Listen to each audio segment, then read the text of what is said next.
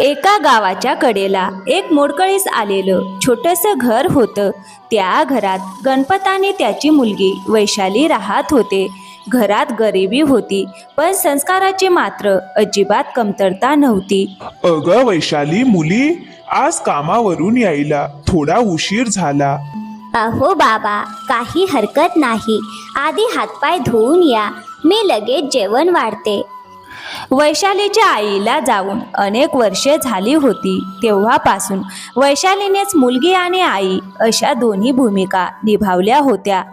अगं मुली, आज तुझी आई असती तर तुला पाहून किती आनंदी झाली असती. अहो बाबा, माझ्यासाठी तुम्ही सर्व काही आहात.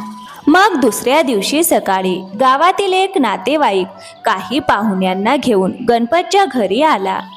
अरे गणपत, शहरातून चांगले लोक आले आहेत. ते वैशालीसाठी लग्नाचा प्रस्ताव घेऊन आले आहेत. अरे काय, खरंच सांगतोयस का?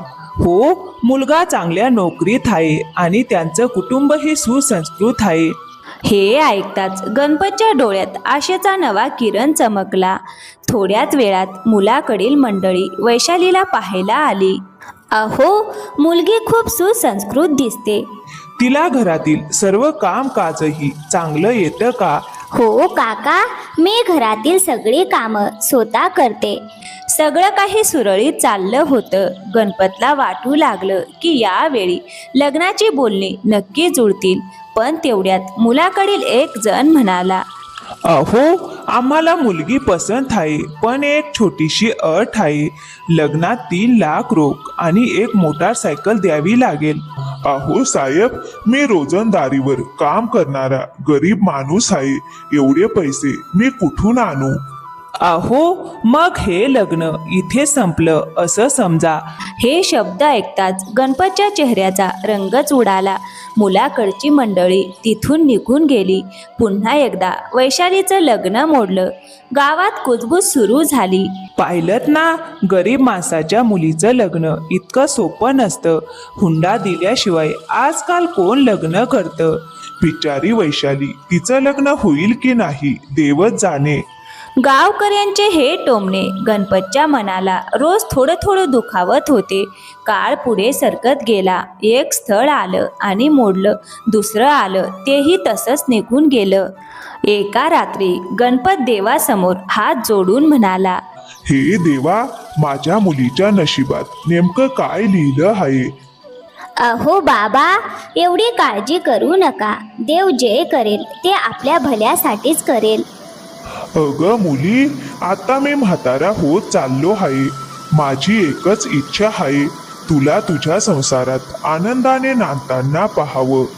मग काही दिवसांनी अचानक संपूर्ण गावात एक नवीन बातमी पसरली. अरे, ऐकलंस का? शहरातील एका श्रीमंत आणि सुसंस्कृत कुटुंबाकडून वैशालीसाठी लग्नाचा प्रस्ताव आला आहे. मुलगा उच्च शिक्षित आहे आणि चांगल्या नोकरीतही आहे. मग थोड्याच वेळात मुलाकडची मंडळी गणपतच्या घरी आली. अहो, आम्हाला तुमची मुलगी खूप आवडली, पण हुंड्याबद्दल तुमची काही अपेक्षा आहे का? नाही, आम्हाला हुंडा अजिबात नको. आम्हाला फक्त सुसंस्कृत, समंजस आणि चांगल्या स्वभावाची सून हवी आहे. हे ऐकताच गणपत आणि वैशाली एकमेकांकडे आश्चर्याने पाहू लागले. त्यांच्या कानांवर विश्वासच बसेना. अहो, तुम्ही खरंच बोलत आहात ना? हो, अगदी खरं. आमच्यासाठी संस्कार हेच सर्वात मोठं धन आहे. अनेक वर्षांनी त्या घरात पुन्हा एकदा आनंदाचे वातावरण निर्माण झाले होते. पण त्याच रात्री अशी एक घटना घडली जिने सगळंच बदलून टाकलं. बाहेरून त्याला आवाज आला, अरे गणपत, जरा बाहेर ये. तेवढ्यात गणपत बाहेर आला. अरे, मी फक्त एवढंच सांगतो, एवढ्या लवकर कोणावरही विश्वास ठेवू नकोस. का? नेमकं काय झालं आहे? अरे, या लग्नाच्या प्रस्तावामागे काहीतरी गुपित दडलं आहे आणि माझा संशय खरा ठरला तर फार मोठा अनर्थ होऊ शकतो. हे ऐकताच गणपतच्या पायाखालची जमीनच सरकली. त्या नात्यामागे नेमकं कोणतं रहस्य दडलं होतं? मग दुसऱ्या दिवसापासून संपूर्ण गावात वैशालीच्या लग्नाची चर्चा सुरू झाली. कित्येक वर्षानंतर गणपतच्या चेहऱ्यावर समाधानाचं हास्य दिसत होतं. अरे गणपत, यावेळी तर तुझं नशीबच उजळलं. शहरातील सुसंस्कृत घरानं आणि त्यातही हुंड्याची कोणतीही मागणी नाही. खरंच देवाची तुझ्यावर मोठी कृपा झाली. मग काही दिवसांनी वैशाली आणि आदित्य यांची पहिली भेट झाली. नमस्कार वैशालीजी. अहो नमस्कार. अगं, मी तुझ्याबद्दल खूप काही ऐकलं आहे. सगळे म्हणतात की तू खूप कष्टाळू आहेस, समंजस आणि सुसंस्कृत आहेस. लोक बरंच काही बोलतात, पण मला माणसाचा खरा स्वभाव स्वतः अनुभवायला आवडतो.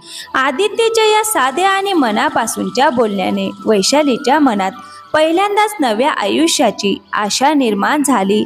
त्याच दरम्यान लग्नाच्या तयारीलाही जोरदार सुरुवात झाली. एके दिवशी गणपतने जुन्या पेटीतून एक छोटा डब्बा बाहेर काढला आणि म्हणाला, अगं वैशाली मुली, तुझ्या आईचे काही दागिने मी आजपर्यंत जपून ठेवले आहेत. ते आज तुला देण्याची वेळ आली आहे. अगं मुली, लग्नाच्या दिवशी हेच दागिने घाल.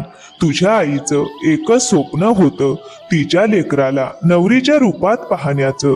हे ऐकताच बाप लेकीच्या डोळ्यात अश्रू दाटून आले. मात्र या नात्यामुळे गावातील प्रत्येक जण आनंदी नव्हता. एक जण म्हणाला, अरे, मला तर या लग्नात काहीतरी गडबड वाटते. अरे, कसली गडबड? अहो भाऊ, एवढे श्रीमंत कुटुंब आणि तेही हुंडा न घेता लग्न करायला तयार. काहीतरी नक्कीच लपवलं जात आहे. अरे, मीही असंच काहीतरी ऐकलं आहे. याआधीही त्यांच्या घरची अनेक लग्न ठरली होती, पण प्रत्येक वेळी शेवटच्या क्षणी काही ना काही वाद होऊन ती मोडली. काय माहीत लग्न झाल्यावर हुंड्याची मागणी करतील की काय. या कुजबुजीचे आवाज हळूहळू गणपतच्या कानावरही पडू लागले. अरे, लोक असं का बोलत आहेत? अरे गणपत, मी फक्त ऐकलेली गोष्ट तुला सांगतोय, पण एकदा नीट चौकशी करून घे. नंतर पश्चाताप करण्यापेक्षा आधी सत्य जाणून घेणं बरं. त्या रात्री गणपतच्या डोळ्याला डोळा लागला नाही. जर हे सगळं खरं असेल तर नाही, मला स्वतः जाऊन सत्य जाणून घ्यायलाच हवं. मग दुसऱ्या दिवशी सकाळी कोणालाही काही न सांगता तो आदित्यच्या गावाकडे निघाला.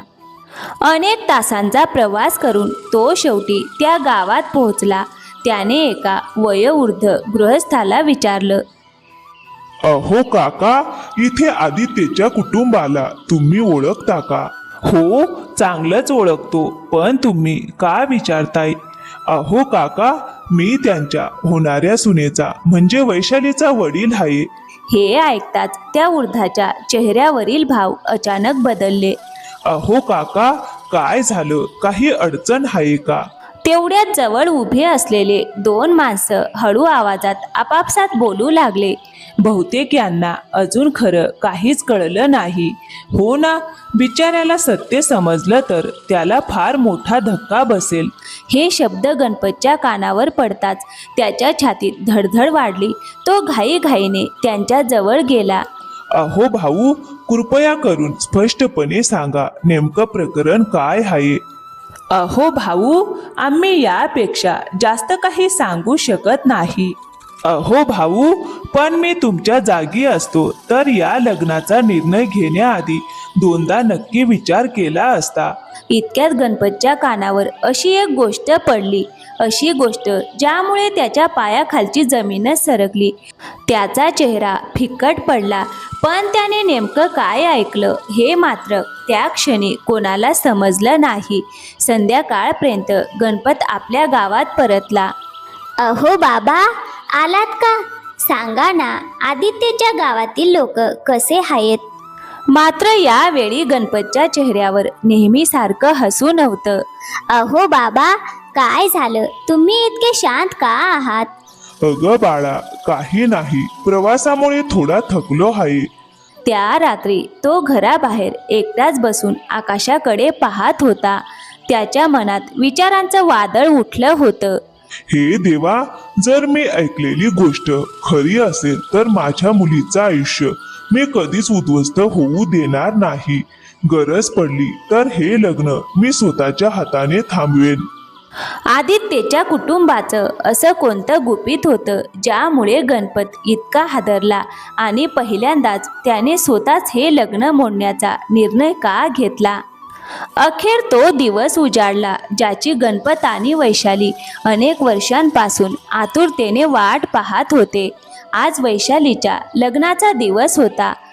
अरे बघा ना, गणपतच्या घराची किती सुंदर सजावट केली आहे. खरंच भाऊ, असं वाटतंय त्याने आयुष्यभराची सगळी पुंजी मुलीच्या लग्नासाठी खर्च केली आहे. घराच्या आत वैशाली नवरीच्या वेशात शांतपणे बसली होती. तिच्या डोळ्यात नव्या संसाराची असंख्य स्वप्ने तरळत होती.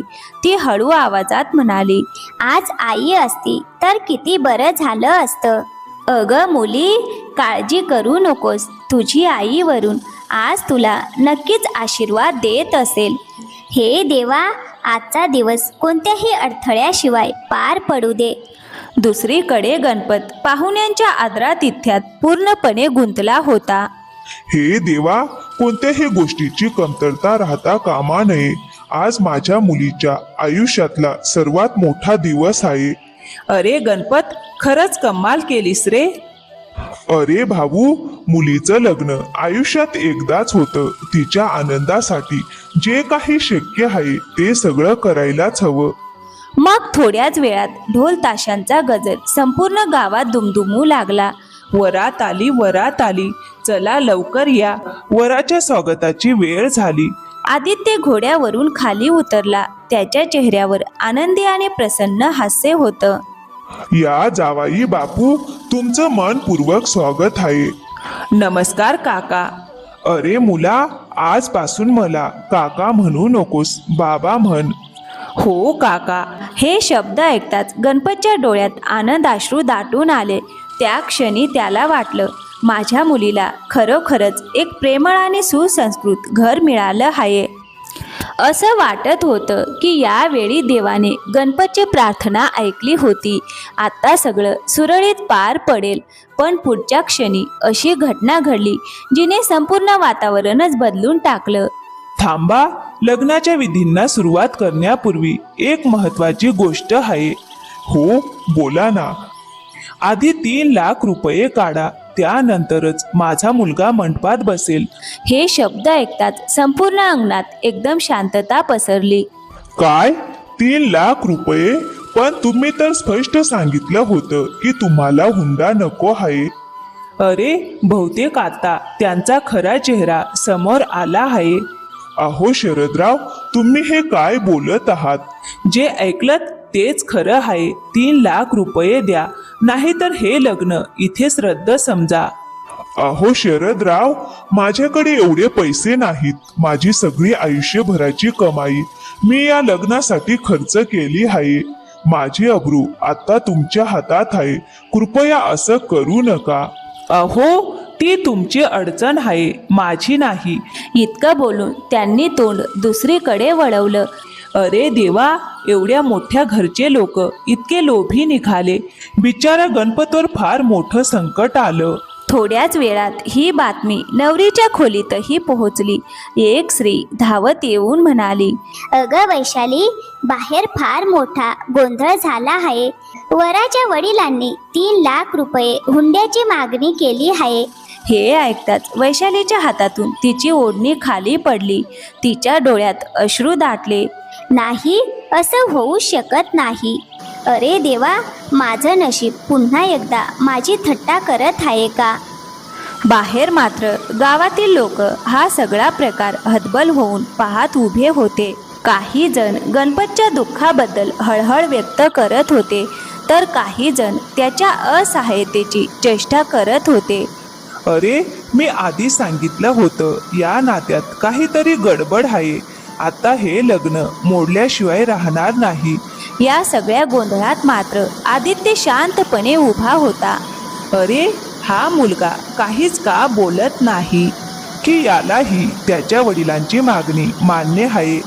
जर याला खरंच फरक पडत असता तर आतापर्यंत तो काहीतरी बोलला असता. हळूहळू सर्वांचाच विश्वास बसू लागला की हे नातंही आधीच्या नात्यांसारखंच तुटणार. गणपतचे डोळे भरून आले. हे देवा, माझ्या मुलीने कोणतं पाप केलं आहे की तिच्या वाट्याला पुन्हा पुन्हा हेच दुःख का येत आहे? तेवढ्यात अचानक आदित्य पुढे आला. यावेळी त्याच्या चेहऱ्यावरचं हसू पूर्णपणे नाहीसं झालं होतं. त्याने आधी आपल्या वडिलांकडे पाहिलं आणि मग संपूर्ण गावाकडे नजर फिरवली. मोठ्या ठाम आवाजात तो म्हणाला, बस, आता एक शब्दही कोणी बोलायचा नाही. आदित्यचा आवाज ऐकताच संपूर्ण मंडपात शांतता पसरली. सगळेच त्याच्याकडे आश्चर्याने पाहू लागले. आदित्य आता नेमकं काय करणार? तोही आपल्या वडिलांच्या बाजूने उभा राहणार आहे का? की आता असं एखादं सत्य समोर येणार आहे ज्यामुळे सगळंच बदलून जाईल? काही क्षणापूर्वी तमाशा पाहणारे लोक आता श्वास रोखून आदित्यकडे पाहत उभे होते. आदित्य पुन्हा ठाम आवाजात म्हणाला, मी सांगितलं ना, आता एक शब्दही नाही. अरे आदित्य, हे काय उद्धटपणाचं वागणं आहे? उद्धटपणा मी करत नाही बाबा. उद्धटपणा तर तुम्ही करत आहात. हे शब्द ऐकताच संपूर्ण मंडपात एकच कुजबूज सुरू झाली. अरे, मुलगा स्वतःच्या वडिलांनाच विरोध करत आहे. मला वाटतं प्रकरण काहीतरी वेगळंच आहे. अरे आदित्य, गप्प बस. मी काय करतो आहे हे तुला समजत नाही का? नाही बाबा, आज मला अगदी स्पष्टपणे समजतंय की तुम्ही काय करत आहात. 3 लाख रुपये मिळाले नाहीत तर हे लग्न होणार नाही. जर या लग्नासाठी हुंडाच हवा असेल तर मी हे लग्नच करणार नाही. हे ऐकताच संपूर्ण गाव स्तब्ध झालं. अरे वा, असं तर आम्ही आयुष्यात पहिल्यांदाच पाहतोय. हा मुलगा खरंच अन्यायाविरुद्ध उभा राहिला. अरे आदित्य, शुद्धीवर ये. तुला कळतंय का तू काय बोलतो आहेस? अहो बाबा, आजच मी खऱ्या अर्थाने शुद्धीवर आलो आहे.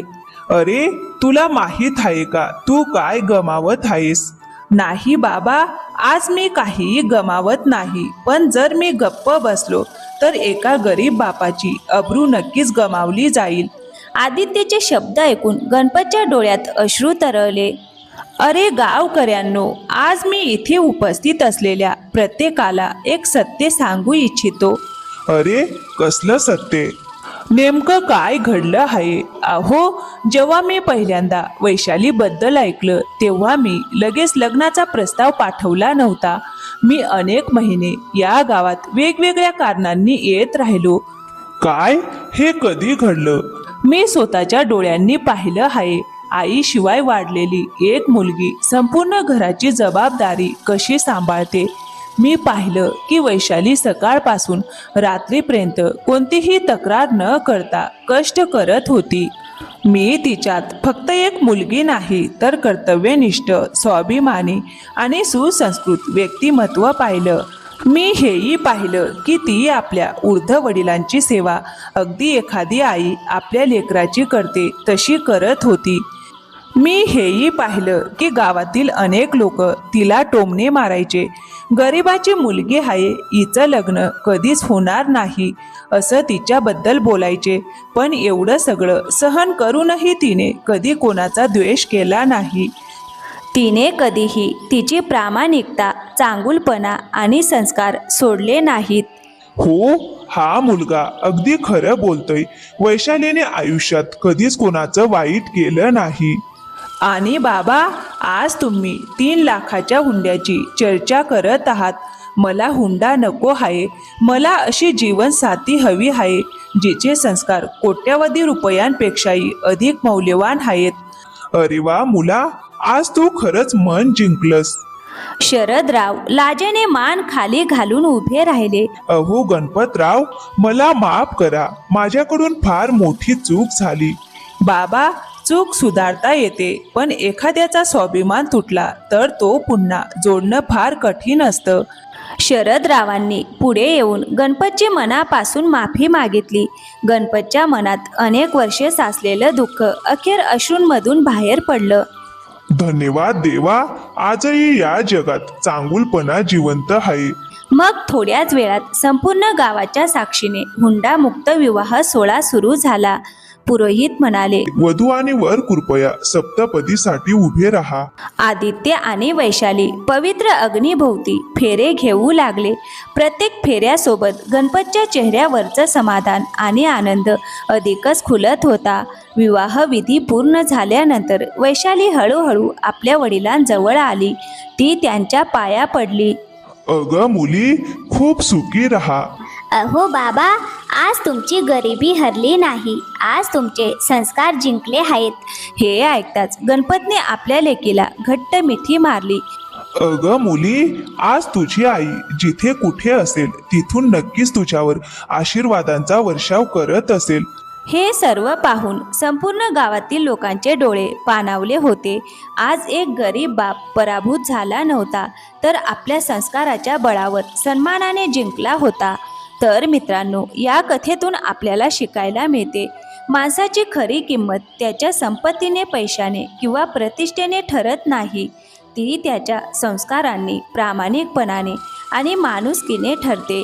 हुंडा हा समाजासाठी कलंक आहे, तर चांगले संस्कार हेच खरे आयुष्यभर साथ देणारे धन आहे. तर मित्रांनो, कशी वाटली आजची कथा? आवडली असेल तर व्हिडिओला एक लाईक करा, शेअर करा आणि हो, चॅनलवर नवीन असाल तर प्लीज चॅनलला सबस्क्राईब करायला विसरू नका. थँक्यू. धन्यवाद मित्रांनो.